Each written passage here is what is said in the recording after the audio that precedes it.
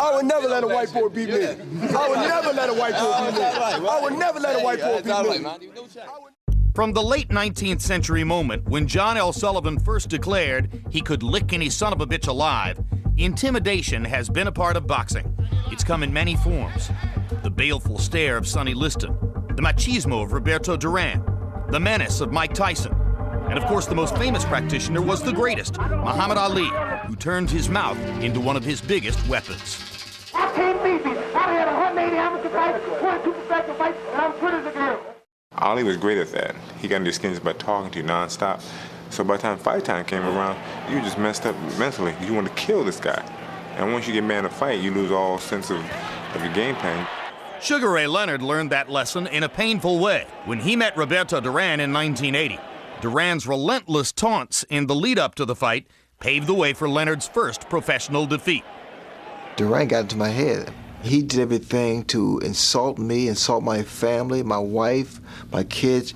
I took it personal. I wanted to get him back so bad that I selected to fight him and try to beat him at his own game by standing toe-to-toe. The psychological warfare plays a major role in a guy's performance.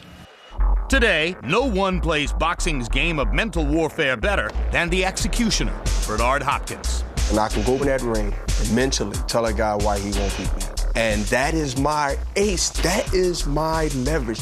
For Hopkins, the mind games begin long before the opening bell rings. Everything he does, every insult, every utterance, every comment. I'm gonna kick his British ass come April 19th. Every shove at a weigh-in is planned out in his head to try and get into the other guy's head. Bernard knows how to play the mind game. And when he gets into your skin, it's for a reason. It's to get you out of your game plan totally. Last December, Joe Calzaghe met Bernard Hopkins for the first time at the Mayweather-Hatton weigh-in. Hopkins wasted little time getting acquainted. I would never let a white boy beat me. What are you going to lose? If you fight, you will lose. If you fight me, you will lose. I'll never let a white boy beat me. You will lose, man. And you can call it any statement you want. Anybody can print that. I would never lose to a white person. Hopkins was widely criticized for his racially based comments, but to those familiar with him, it was simply Hopkins being Hopkins.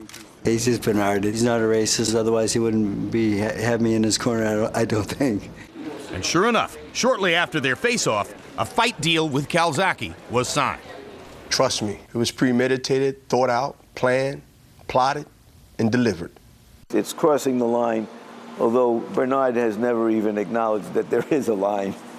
If there is a line, Hopkins no doubt crossed it in the lead-up to his 2001 bout with Felix Trinidad, throwing the Puerto Rican flag to the ground at 2 press conferences, the second in front of 5,000 fans in San Juan.